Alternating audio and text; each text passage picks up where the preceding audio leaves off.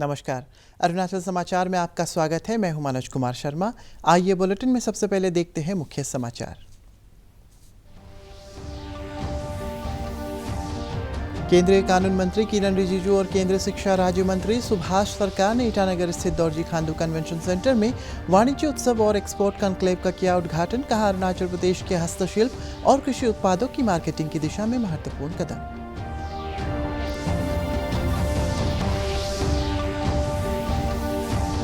केंद्रीय संस्कृति एवं पर्यटन मंत्री जी किशन रेड्डी ने लोहित जिले में प्रसाद योजना के तहत परशुराम कुंड के विकास की रखी आधारशिला।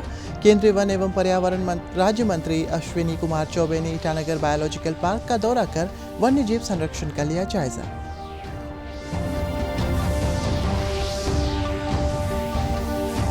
भाजपा एसटी मोर्चा की अरुणाचल प्रदेश इकाई की ईटानगर में हुई बैठक। केंद्रीय कानून मंत्री किरण रिजिजू, ग्रामीण विकास राज्य मंत्री फग्गन सिंह कुलस्ते और भाजपा एसटी मोर्चा के राष्ट्रीय अध्यक्ष समीर ओराम ने कार्यकर्ताओं को किया संबोधित।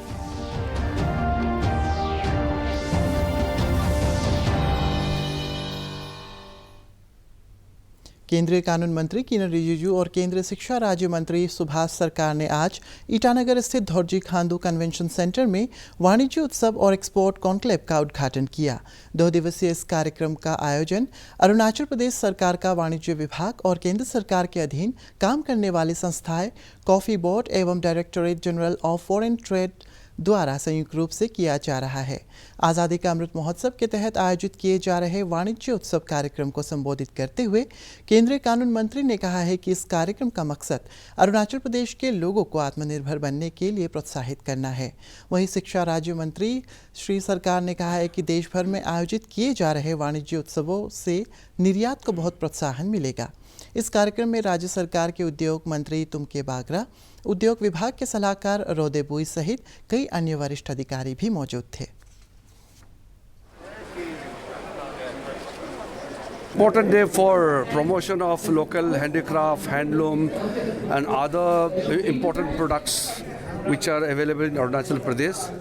And this Vanijya Utsav is an initiative of the Ministry of Commerce and Industry, Government of India, along with the State Government Department of Industry and Commerce, Arunachal Pradesh. And the Coffee Board of India also has partnered with this event. And it has given a platform for the local artisans, the local products, to be given a opening to the outside world. Because we have lots of local producers, not only handicraft and handloom, but agriculture producers also. For that, we need to have a proper system of linkages so that commercially it becomes viable. We want our farmers, our artisans to be benefited, and for that, government has to give active support and provide the necessary incentives. In Vanijya Utsav and the Exporters Conclave, all the young entrepreneurs and all the departmental heads, they are very much in an inspirative mode. I think within a very short time, Arunachal Pradesh will be self-reliant. And there is ample of natural resources, there are amples of efficiency, there is art, crafts, and nature has given so many fruits, flowers, and many other things. केंद्रीय संस्कृति एवं पर्यटन मंत्री जी किशन रेड्डी ने आज लोहित जिले में प्रसाद योजना के तहत परशुराम कुंड के विकास की आधारशिला रखी। इस अवसर पर केंद्रीय जल शक्ति मंत्री गजेंद्र सिंह शेखावत, मुख्यमंत्री पेमा खांडू, उप मुख्यमंत्री चाउना मेन सहित कई अन्य गणमान्य व्यक्ति भी मौजूद थे। प्रसाद योजना केंद्र सरकार की योजना है और इसी के तहत परशुराम कुंड को एक प्रसिद्ध पर्यटन स्थल के तौर पर विकसित किए जाने के लिए कदम उठाए जा रहे हैं।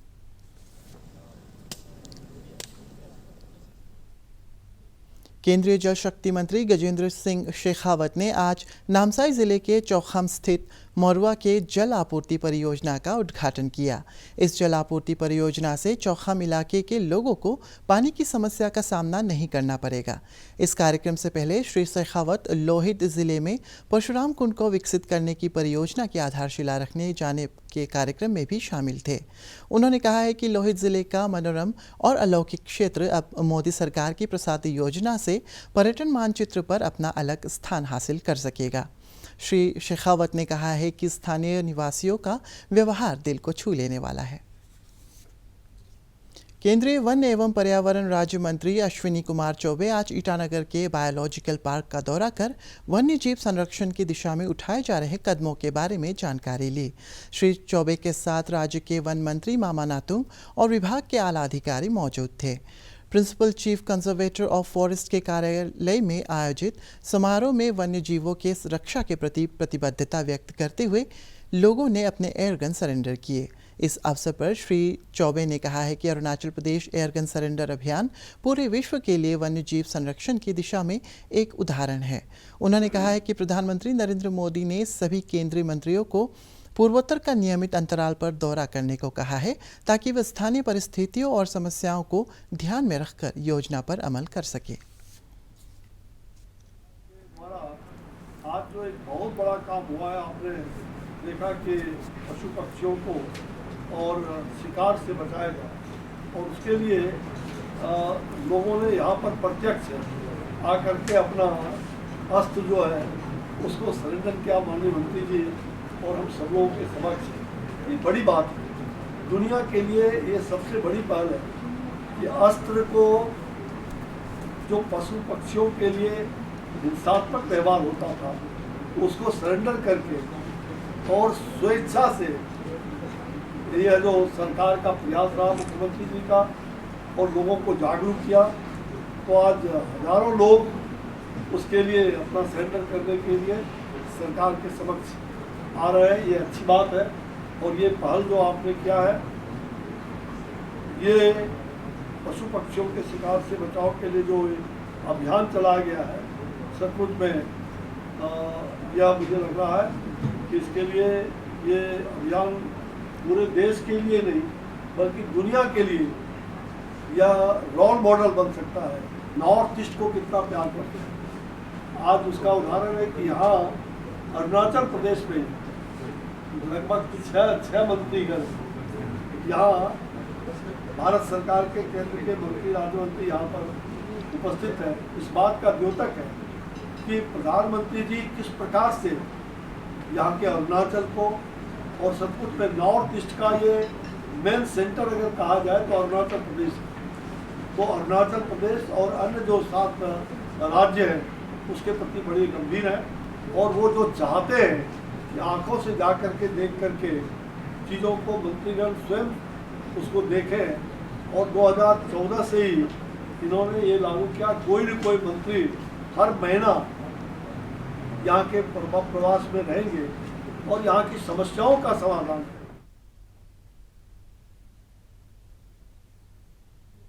भाजपा एसटी मोर्चा की अरुणाचल प्रदेश इकाई की बैठक आज राज्य विधानसभा के दोरजी खांडू सभागार में हुई। इस अवसर पर केंद्रीय कानून मंत्री किरण रिजिजू, ग्रामीण विकास राज्य मंत्री फग्गन सिंह कुलस्ते, अरुणाचल प्रदेश के जनजातीय मामलों के मंत्री आलो लिबांग, ईटानगर नगर निगम के मेयर तामे फासांग, भाजपा एसटी मोर्चा के राष्ट्रीय अध्यक्ष समीर ओरांव सहित कई पदाधिकारी मौजूद थे।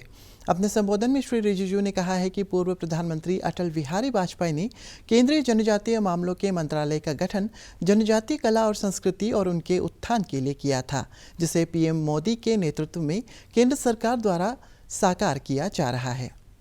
आइडेंटिटी बहुत खत्म हो चुका है, ट्राइबल का काफी नुकसान हो चुका है। ट्राइबल लोगों का कई जगह में तो उसका घर भी उजाड़ चुके हैं। तब जाकर के इतने सालों के बाद ट्राइबल अफेयर्स मिनिस्ट्री बना और फिर मंत्री भी ट्राइबल को बनाया। एकलव्य आदर्श मॉडल रेसिडेंशियल स्कूल्स, उस समय हमने 100 स्कूल से पूरे देश में हमने प्रारंभ किया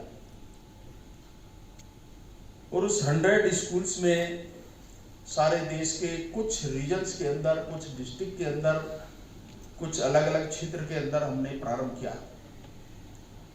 और उसमें से ये जो आप पूरा देख सकते हैं कि आज मैं कह सकता हूं कि ये देश के लिए, भारत के लिए और अरुणाचल प्रदेश के लिए एक बहुत प्रसन्नता की बात है।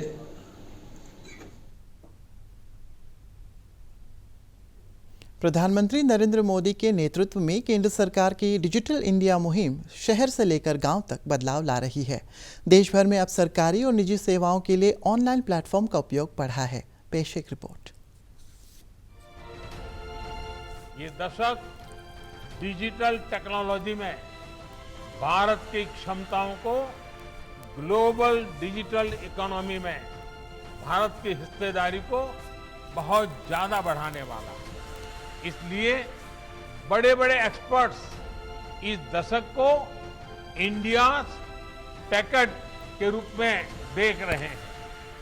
एक अनुमान है कि अगले कुछ सालों में भारत की दर्जनों टेक्नोलॉजी कंपनियां यूनिकॉर्न क्लब में शामिल होगी। ये दिखाता है कि डेटा और डेमोग्राफिक डिविडेंड की सामूहिक ताकत कितना बड़ा अवसर हमारे सामने ला रही है।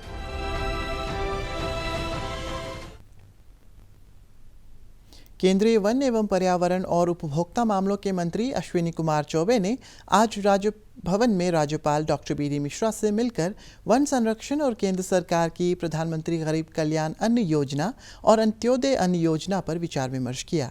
राज्यपाल ने अरुणाचल प्रदेश में झूम कल्टीवेशन एरिया को ग्रीन कवर में परिवर्तित करने और वृक्षारोपण कार्यक्रम को बढ़ावा देने के लिए केंद्र सरकार की तरफ से सहायता करने का अनुरोध किया। राज्यपाल ने प्रदेश में उपलब्ध दुर्लभ वन्य जातियों और वनस्पतियों के संरक्षण और वन अभयारण्य के फॉरेस्ट गार्ड्स के कल्याण के लिए जरूरी कदम उठाने पर भी जोर दिया। इधर केंद्रीय शिक्षा राज्य मंत्री डॉक्टर सुभाष सरकार ने भी आज राज्यपाल से मिलकर प्रदेश में शिक्षा को बढ़ावा देने और बुनियादी सुविधाओं पर चर्चा की। बैठक के दौरान राज्यपाल ने केंद्रीय मंत्री से राजीव गांधी विश्वविद्यालय परिसर में परिसर के विस्तार, यूजीसी के तहत मिलने वाली ग्रांट को बढ़ाने, जवाहर नवोदय विद्यालय केंद्रीय विद्यालय से संबंधित लंबित प्रस्तावों को जल्द मंजूरी देने का आग्रह किया है। राजधानी ईटानगर पुलिस बाइक लिफ्टर गिरोह का भांडाफोड़ करते हुए उनके पास से 18 दोपहिया वाहनों को बरामद किया है। ईटानगर के एसडीपीओ कामदाम सिकोम के नेतृत्व में राजधानी पुलिस की एक टीम ने बाइक लिफ्टर गिरोह का भांडाफोड़ करते हुए 5 अभियुक्तों को इस मामले में गिरफ्तार कर लिया है। पुलिस अधीक्षक जिम्मी चीराम ने बताया है कि ईटानगर राजधानी क्षेत्र में लगातार दोपहिया वाहनों की चोरी के मामले के मद्देनजर पुलिस दल जांच में लगा हुआ था और इस मामले को सफलता के साथ हल कर लिया गया है। In Itanagar, we have been getting lots of complaints related to two-wheeler theft, all kinds of two-wheelers, scooties and motorcycles as well. So for that purpose, Capital Police had prepared special teams which will work on this, and we have recovered a total of 18 two-wheelers and arrested 5 people right now and solved 12 cases. So this is one of the biggest successes that we have seen in Capital Police after the recent success where we had recovered around 11 two-wheelers. Now this is the next one in the series. So I must congratulate all the team who is here with me, and this is an exemplary job that they have done. Bharat का शानदार स्वाधीनता संघर्ष आधुनिक विश्व के महानतम संघर्षों में से एक है। दूरदर्शन समाचार द्वारा प्रसारित किए जा रहे आज़ादी का सफ़र में आज हम बात करेंगे स्वतंत्रता सेनानी राव तुलाराम के बारे में।